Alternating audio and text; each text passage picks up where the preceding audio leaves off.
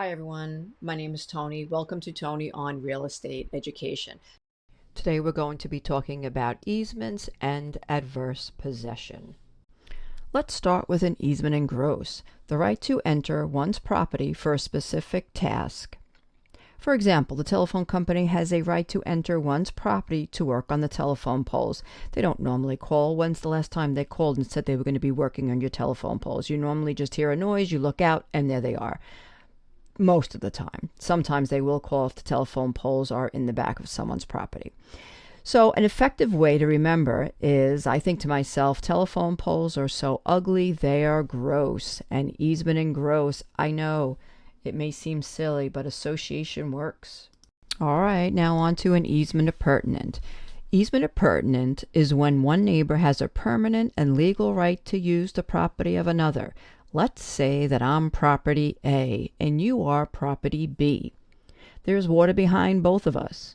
The only way for me to get to the water is if I go onto your property, property B, and use your pathway. First of all, that pathway is considered a right of way.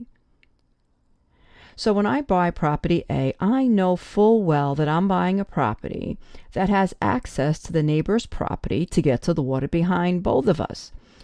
When property B buys their property, they know full well that the neighbor is allowed to come onto their property and use their right of way to get to the water.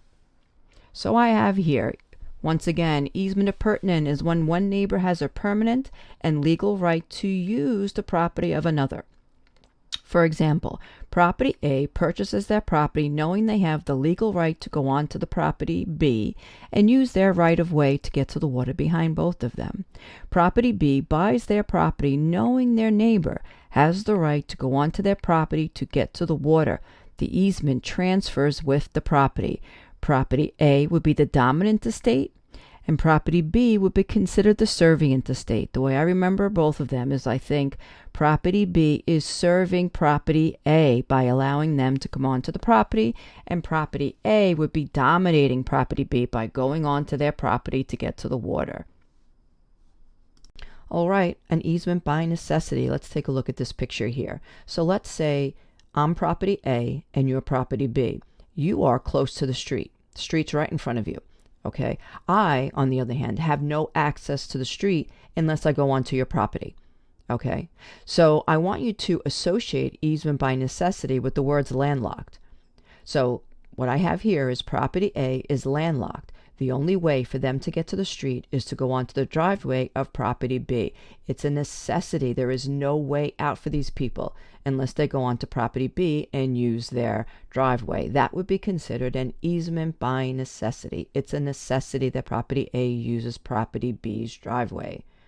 And also, I would be considered, me being property A, I would be considered the dominant estate.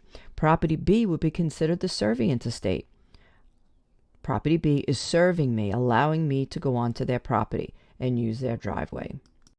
Okay, let's move on to an easement by prescription. Let's say I'm property A and you are property B. Let's take note of that property line. The arrow is pointing to it towards the middle of the page.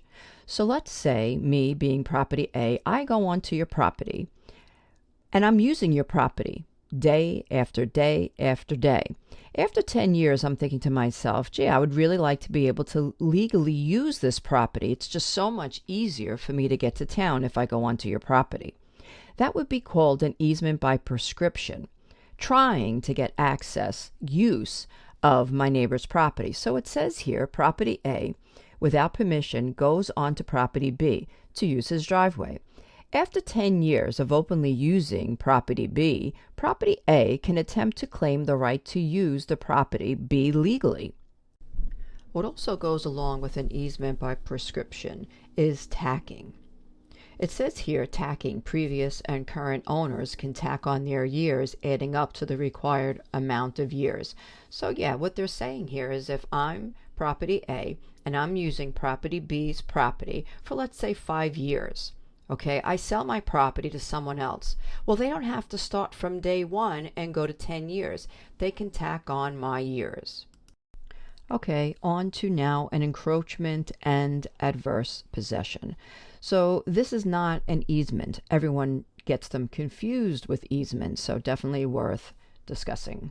Okay, let's start with an encroachment. Let's take a look at this picture here. I'm property A and you're property B. Let's take note of that property line. If you see here, my fence goes over onto property B's property. Okay, that would be an encroachment. Another example of an encroachment would be if I had a tree that went over onto my neighbor's property. I would be encroaching onto their property. Okay, let's get into adverse possession now. One more time, I'm property A and you're property B. Like we said with an encroachment, my fence here is going over onto your property. It's encroaching onto your property. But now you're not saying anything to me. After 10 years of taking care of your property, I could try to claim possession of the property. All right, so in this situation, I want to now take possession of the property. That would be adverse possession. So it says here, after 10 years of property A taking care of property B's property, property A has the right to try, it's not a guarantee, to try to claim possession of the property, only the part of the property that the fence goes over onto. So I remember it because I think to myself, I want to take possession of it. I've been taking care of it now for 10 years and I want now possession of it. Adverse possession.